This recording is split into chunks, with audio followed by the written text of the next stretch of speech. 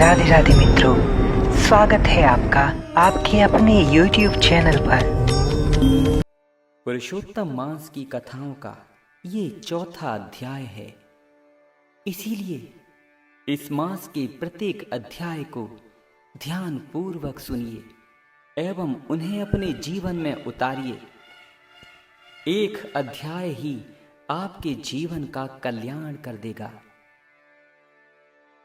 जब मलमास रोता हुआ भगवान के धाम में पहुंचा और रोते रोते प्रभु से कहने लगा, हे नाथ, हे कृपानिधि, मेरा नाम मलमास है।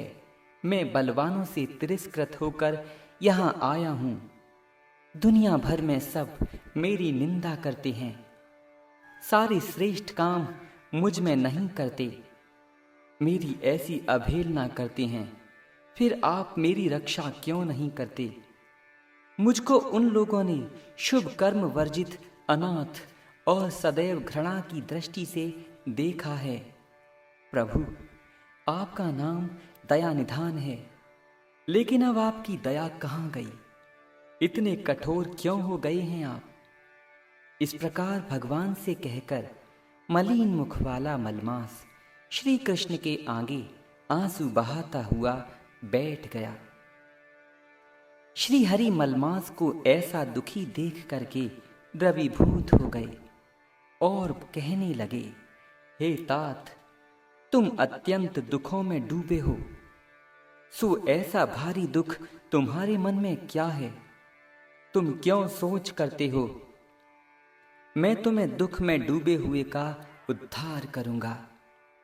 मेरी शरण में आकर अब सारी चिंताएं छोड़ दो। चिंता तो उसको करनी चाहिए जो संसार में रहकर सिर्फ घर परिवार और धन में ही लिप्त है, मेरी भक्ति से रहित है। ऐसा व्यक्ति चिंता करने योग्य है। श्री हरि बोले। ऐसे भगवान के वाक्य सुनकर मलमास दुखी होकर भगवान श्री कृष्ण से बोला, भगवान, आपको सब कुछ ज्ञात है। आपके बिना इस संसार में कुछ भी नहीं होता। हे भगवान, मेरी दुर्भाग्य की पीड़ा क्या आप नहीं जानते? तो भी हे नाथ, दुख रूपी फांस में फंसा हुआ मैं बड़ा दुखी हूँ। प्रभु, मेरे दुख की ओर देखिए, मुझे बचाइए। संसार में सारे व्यक्ति सभी क्षण, लव, मुहूर्त, पक्ष, मास और दिन रात्रि अपने स्वामी की आज्ञा से सदा आनंद में रहते हैं। उन्हें कोई भय नहीं। और वहीं मुझको सब स्वामी रहित कहते हैं, मेरा मजाक उड़ाते हैं। मेरा ना कोई नाम है, ना कोई धर्म, और ना ही कोई व्यक्ति मुझ में अच्छे कर्म करना ही चाहता।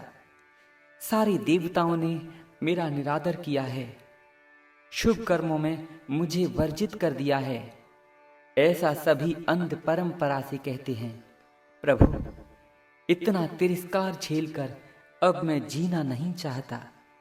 मैं मरना चाहता हूँ। मैं मरूंगा, मैं तो मरूंगा प्रभु। ऐसा बारंबार विलाप करके मलमास भगवान श्री कृष्ण के आगे ही बेहोश होकर गिर पड़ा।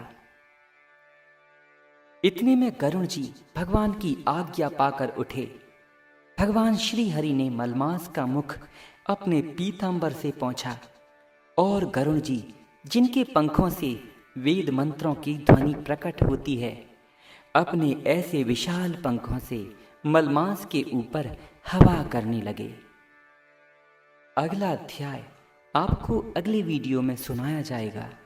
तब तक के लिए जो आप सुन रहे हैं, इन सब का पालन करिए। अधिक से अधिक श्री हरि का नाम जाप करिए। जय श्री राधे।